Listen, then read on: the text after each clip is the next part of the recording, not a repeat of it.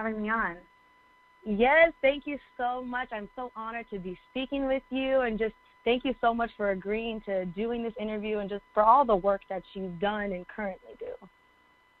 No, thank you, and what a great show. I'm so excited about our conversation today. Yes, so am I. So let's just get right into it. So Mandy, you've been not only working with but serving your community for years. Could you tell us a little bit more about your journey and what got you started into activism and activism-related work? Sure. So I think my foray into activism was when I was about 13. I helped organize my first protest. It was around something really silly. It was my middle school decided we weren't allowed to wear Halloween costumes. So a bunch of us, yeah, exactly. Really worthy cause, really changing the world. But so we got together. We organized a protest outside of our school right before school started. We were all wearing our Halloween costumes. We got a petition to go around the school. We met with the principal. At the end of the day, we did get our Halloween costumes back. Yes. So happy ending. And from there, I was involved in a bunch of student organizations, advocacy organizations based at school, throughout school, and then in college as well. I was on the speech and debate team too, which really indoctrinates you into the world of advocacy and activism, and helps you take up causes that you care a lot about. But it didn't really start to ramp up until law school when I started interning for different nonprofit organizations like the National Center for Lesbian Rights, Human Rights Campaign, and the Americans United for Separation of Church and State. Then after graduating law school, I knew I'd wanted to go into civil rights law. I didn't know if I wanted to do litigation in the courtrooms or if I wanted to do more legislative advocacy policy work, which is what I do now. But I did know that I wanted to work for the ACLU. And I know, and I ended up here. I went to Hawaii after law school because my now wife is from here.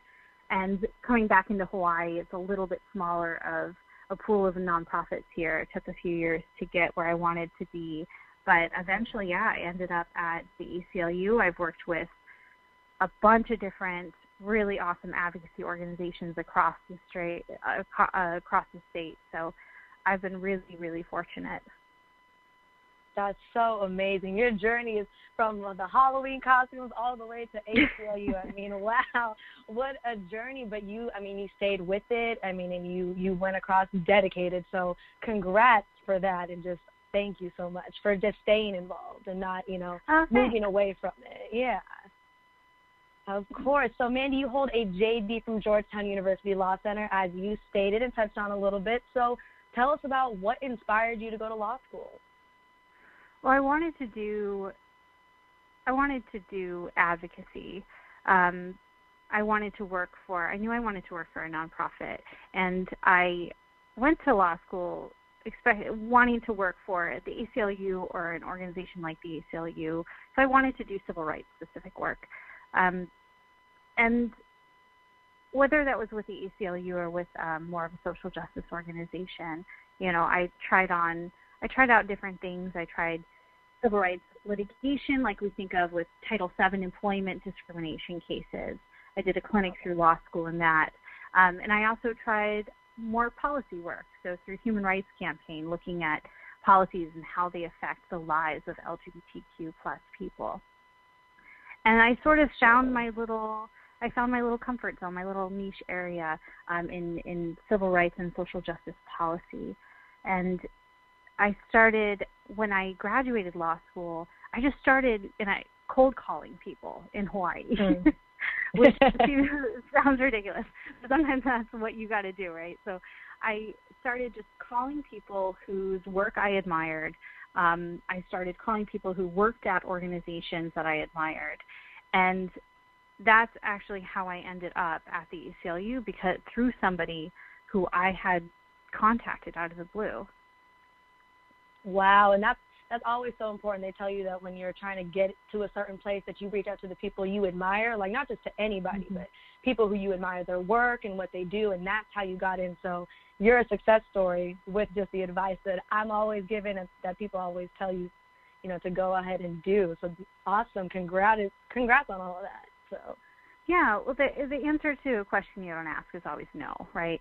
So the worst thing that can happen is that they just don't call you back. It's not ever, they're not going to, if you call somebody and ask them to meet up with you for coffee, you know, professional coffee, they're not going to laugh at you. They're not going to tell you, oh, you're ridiculous. You're never going to work in this town. Like all these scenarios you have in your head. They're going to think I'm desperate. They're going to think I'm ridiculous. That doesn't ever happen. The worst thing they're going to do is they're going to be too busy to call you back, right? That's the absolute worst thing that's going to happen. So you really have to put yourself out there. You heard it, you guys. Mandy said put yourself out there, so I don't know what y'all are doing, but she said it, so go ahead and do that. Besides that, is there any other advice that you would give to someone who is really considering law school or getting into the work that you do? Absolutely. So if you're considering law school, I would consider I would start at your goal. What's your end goal? If your end goal is to work in advocacy, then look at all the other avenues, right? One of my colleagues likes to, has kind of opened my eyes to how we view academic success through this very Western lens. And, and that we don't necessarily need the degrees that we think we need to get to where we want to be. So I would really critically re-examine whether you need a JD to get where you want to be. You really only need a JD if you want to practice law. And I don't technically practice law. I do civil rights, I do civil rights policy work. And you don't need a JD. My JD comes in handy, and I use it. I do use what I've learned in law school every single day, because I evaluate things from a constitutional lens. But you don't necessarily need a JD. So I would evaluate whether you really need the degrees that you think you need. Or maybe you love school, and I think that's completely a valid reason too, right? But if you're going to law school because you think, that's the logical next step, I have to go to law school to do what I want to do, you should examine that. And maybe the answer at the end of that question is that you do need to go to law school, or that you do still want to pursue a law, because I think law school is a valuable academic exercise, regardless of whether it's going to be a job requirement for the jobs that you're applying to. So I think there's still some value in studying the law like that. Gotcha. So, examine whether it's something that you really want to do. I would definitely follow the schools that are going to give you money. Okay. I would try to avoid getting into student debt. Let's just be very, very real for a second. I think the only thing I regret about my law school career is the debt that I incurred. And I think I did so more out of ignorance than anything, and how much we normalize this large amount of student debt that is just unconscionable.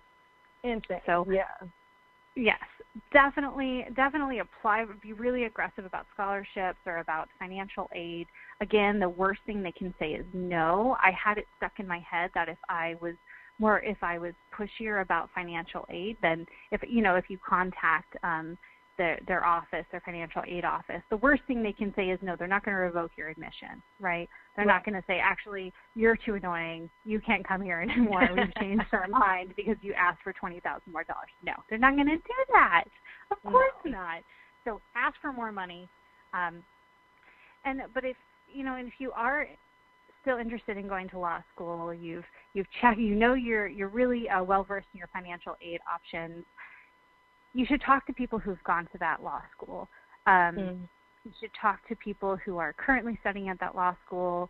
You should talk to their alums, see what their alum network is like, see what kind of careers their alums tend to go into. Check out their clinics, too. So clinics, a lot of people don't know this about law school, but it doesn't actually teach you how to be a lawyer at all. You're not going to exit law school knowing how to, how to file pleadings, how to even necessarily draft pleadings. Right. That more practical experience is going to come either post-grad or if you do internships. But also there are really, really stellar clinical programs, and that's something that I definitely benefited from at Georgetown because it has a really great clinical program there. So I would look into what types of clinics they have because that's going to be practical experience. It's a really great experience if you can do a clinic in law school. I would highly recommend it. And they have really cool clinics that are very diverse too. So I did the Institute for Public Representation in the Civil Rights Division. So I worked on employment discrimination cases. But there's another clinic that does international, like, women's human rights law. Oh, wow. And they've traveled to different countries and had different projects through that clinic. Oh, well, that's amazing. So I would, look at the programs they have. And talk to people who've been there. Well, you guys got so much advice from Mandy just now. She just dropped so many jewels. So I hope you guys are paying attention. Yeah, that's super helpful. I think people forget sometimes just going to school in general. Once they get in the door, the internships, the clinics, all this stuff is really going to teach you how to do the actual work when you leave, not just the classes and whatnot. Yeah. But yes, okay. So Hawaii Children's Action Network is a 501c3 nonprofit and the only one in the state of Hawaii solely committed to advocating for children. So could you tell us a little bit more about your experience there and the role you played as policy director? I had a really great experience there. It's a smaller nonprofit, but it just does incredible work. So like you said, they're the only ones in the state of Hawaii that are solely dedicated to advocacy around children and families. And so they're not necessarily doing direct services, so going to people's houses and, checking on their kids. They don't do stuff like that. But what they do is they advocate for policy changes before the Hawaii State Legislature or work with administrative agencies to try to advance policies that will better the lives of children and families. One of the campaigns that I worked on while I was there was trying to pass a paid family leave law in Hawaii. Currently, Hawaii families are guaranteed 0 weeks of paid family leave. We're guaranteed 0 weeks of paid sick days either. Oh, so, wow. I did not know that. Yeah, so there's no paid sick time and no paid family leave. And just as an aside, for the listeners, there's a difference between paid sick days and, long-term disability. So TDI, temporary disability insurance, is something that we do have, but that's for long-term injury, long-term illness. And that can also be, depending on your employer, it can be available to women who have given birth too for up to 8 weeks they'll allow you. But it's not full pay. So you don't get your full pay, and it's only for, 6 to 8 weeks after you've given birth. Wow. But, if you're sick, if you have the flu and you need to take a week off, then TDI, you probably won't qualify for TDI. So we're forcing restaurant workers to go into work sick. We're forcing hospital workers to go into work sick and infecting others.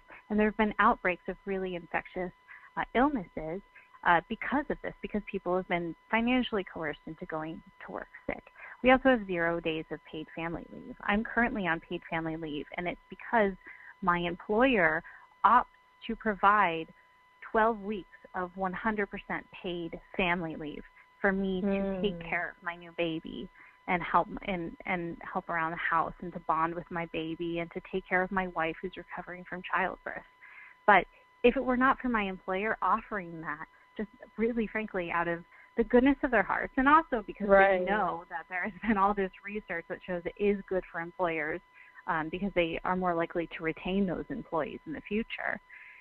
But if it weren't for my employer just offering that on their own, I wouldn't have access to it, and I would have to either take unpaid leave if that was offered, because that's only if that's offered at all, because not all employers are going to be to fall under our the FMLA, the federal law that guarantees 12 weeks of unpaid leave. not all employers have to do that under that law. Right. Some employers aren't going to meet the size threshold, and because I work for a small employer, they may not have to offer that unpaid leave. But I would have to, even, assuming they did offer unpaid leave, I'd have to be unpaid for the duration of my leave. And most families, including my own, can't afford that. No, of course not. Yeah, no. Yeah. So that's a campaign that I worked on, and it's still in, it's making some progress. There's a coalition in Hawaii, the Hawaii Working Families Coalition, that are dedicated to these types of issues: paid family leave, minimum wage increases, sick days, things like that, to really help better the lives of children and their families. Well, that's great, and that's this work that's clearly needed right now. So thank goodness this exists, and that you were able to get involved in something like this, advocating for those issues, because those are really big issues that I know are plaguing a lot of families and that impact their everyday lives, especially when they have multiple children. So, absolutely, and with childcare, the average childcare cost in our state is astronomical. We're applying to daycares right now for infant care, if you can even get in, because I think there's one spot for every 30 infants and toddlers in our state. If you can actually get a spot, then it's around $2,000 a month. So, yeah, so you're paying, and they don't take babies until they're 6 weeks old. So if you have to go back to work and you can't find a daycare spot, the only daycare spot you can get is $2,000 a month, but they won't even take your baby until they're 6 weeks old. You're kind of out of luck, right? You're real stuck. It's an impossible choice. Yeah, you're real stuck. Exactly. We're forcing families, and really we're forcing women into a lot of impossible choices. Yeah, which is not okay. So I'm really glad that the Hawaii Children's Action Network exists, and like I said, that you were able to work for a lot of these causes. Are there any ways that the general public can get involved with some of the things that they're advocating for, like the issues we just talked about? Yeah, absolutely. You should check out the Hawaii Working Families website, and then also HCAN's website. There's a donate button. I think one of the best ways that people can get involved out of state is to help develop our resources here at the local level, and that's supporting our nonprofit. Yeah. That's right. So you guys heard it. Please visit the website and donate. So, Mandy, you are now the policy director at the American Civil Liberties Union of Hawaii, where you advocate for policy changes at the local, state, and federal levels. Please tell us more about your work there as policy director and what brought you to ACLU in the first place. I know you touched on that a little bit, but can you expand a little bit more on that? Yeah, of course. I've always admired the ACLU. Ruth Bader Ginsburg got her start at the ACLU and did tremendous work there. And I really want to be the person that is helping people who are the ones that making the changes. Mm-hmm. I want to be the helper. And I admire my colleagues here so much. I always tell people to go find people you admire and try to work for them.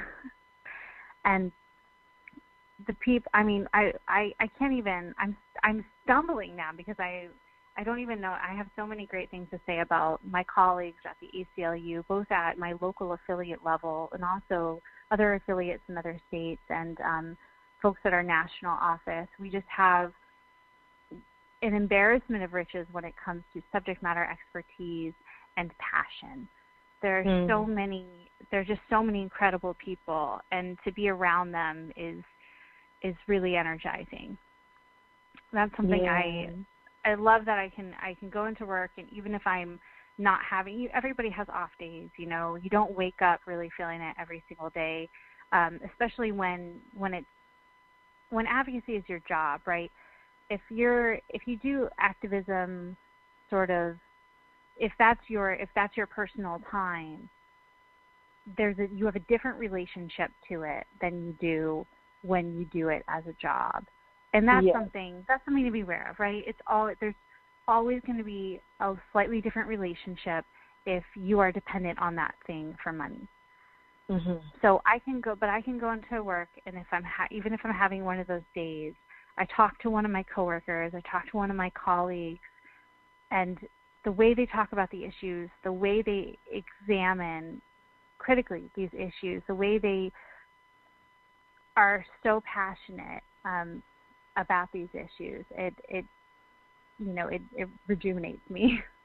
Yeah. It helps build me back up to keep doing the work, That it's got to, and that's one of the work environments that you pray for, you hope for, you wish for, is to be in an environment where you come in and, like you said, you're not always going to feel it every day, but the work and the people around you rejuvenate you. So that's just great in itself. Yeah. It's interesting. I find constitutional law really interesting, and so what I love about what I do, because I was litigating. I was doing litigation when I first got out of law school, and I found it to be not a great fit. I think litigation can be really tedious because a lot of it is so procedural.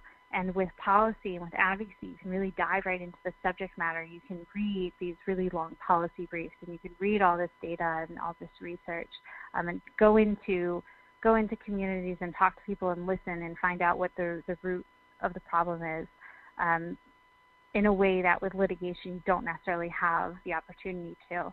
And what I love about the mix of the advocacy through a constitutional lens is that I can apply sort of the constitutional law aspects that I learned in law school to real life, real world problems that are going to have a sweeping effect, because we're trying to impact things at the legislative level that will affect all of us. Right. And that's where a lot of the work starts, is at the legislative level. I think some people, would think that for this show, even in particular, that you want the people who are on the ground doing everything else, but a lot of it starts at the legislative level and the level that you're working at. So your work is so crucial to everything else. I so value organizing and on the ground activism, though. Oh yeah. And my colleagues are I'm not a natural organizer. I'm not. And I think one of my main pieces of advice would be to sort of critically examine your role in advocacy and impacting the issues that you want to impact, and find where you can be most helpful, and to aim to be helpful, not necessarily aiming to be important, right?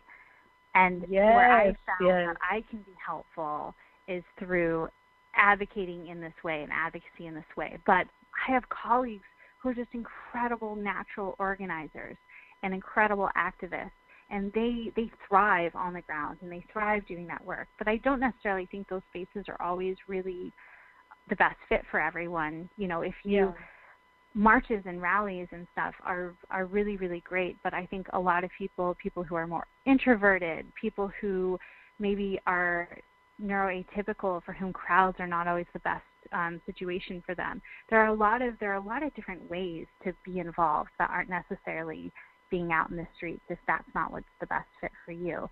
But I do want to say, I think that is so vital and crucial and important, that on the ground activism that some of my colleagues are just so amazing at. I'm really jealous of that skill. But you go where you're helpful, like you said, right? You want to aim to figure out where you can be, where you can aid and help the most. And so everyone can play a part, whether you're introverted or extroverted. Everyone can play a part in this work. So I think that's what's beautiful about that.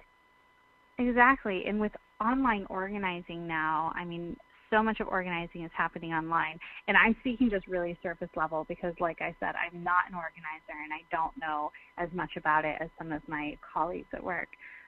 But with online organizing, you don't have to physically be present if that's not something that is physically feasible for you, if that's not something that's comfortable for you.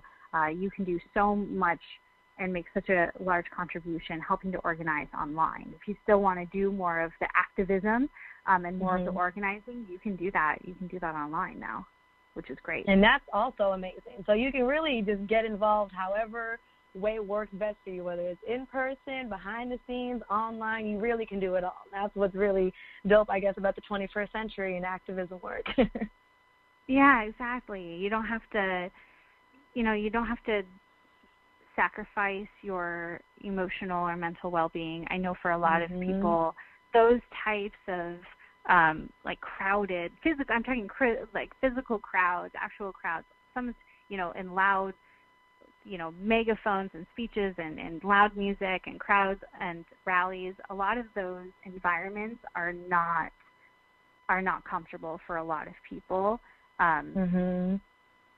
for a lot of different reasons, and so you don't have to sacrifice your emotional well-being to be helpful to a movement.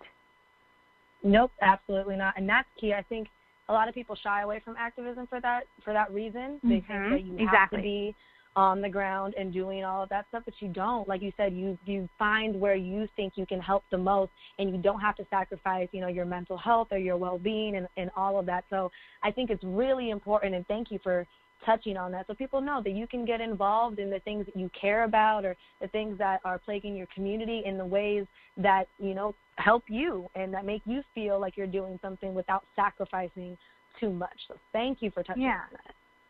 At the same time, and I also think that we as advocates really need to be cognizant of people with different needs to make sure that our spaces are accessible, are inclusive, are accommodating.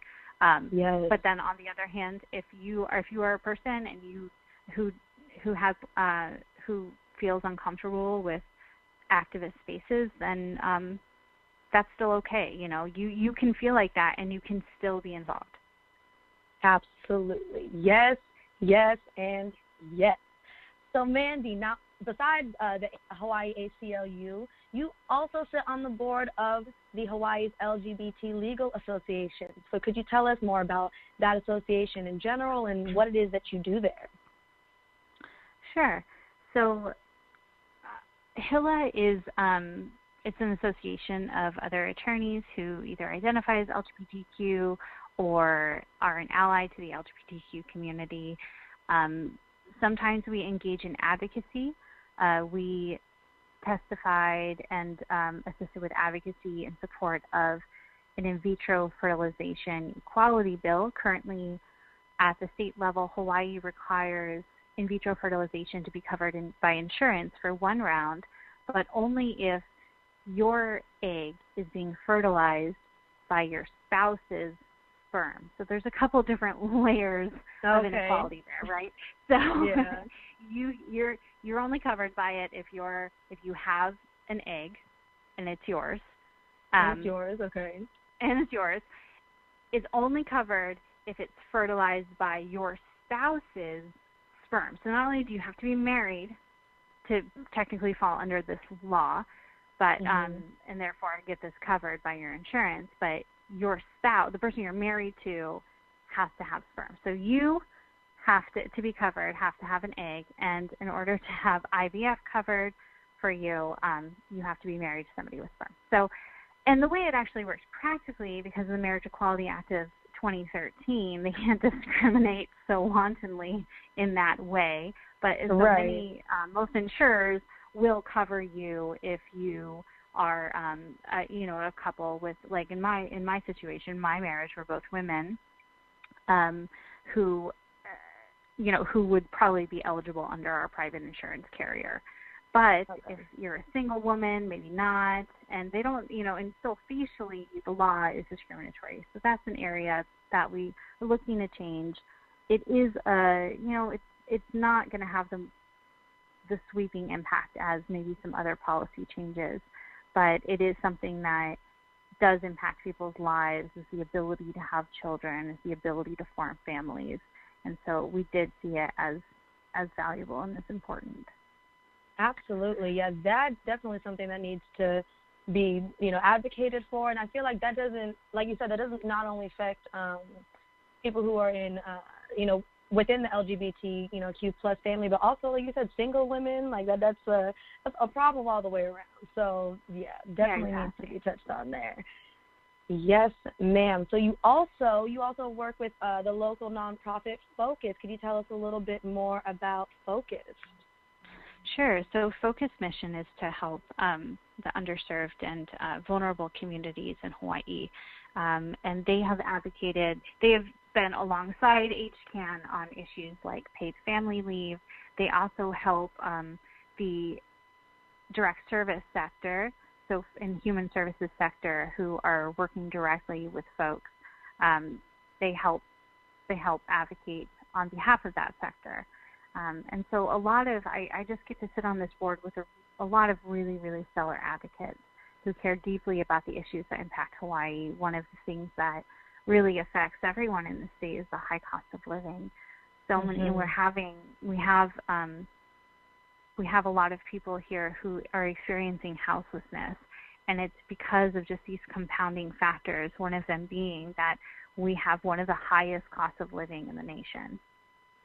Wow. If not the highest, in Honolulu. I was not aware of that. I know it is probably, the cost of living is high. I mean, I'm from California, so, I can identify a little bit with that. Yes. Yeah, I did not know that Hawaii, that was, if not the highest cost of living. I was not aware of that. One of the highest. Yeah, that has to be talked about, just like California and New York and all of these other places where living is ridiculous. So, amazing work there. So I'm asking all my guests this question, Mandy. Why do you believe activism in this day and age is so important?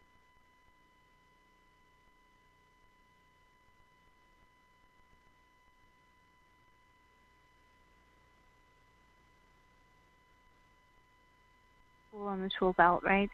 So if you share the same goal with a bunch of people, but you're all working towards that goal just on your own, you're not going to get there with nearly the same speed or nearly the same impact as if you're all working together, right? Of course. And we've seen, we've seen how activism can not change the lives of those who are engaging in it, but change the lives of everyone through its power.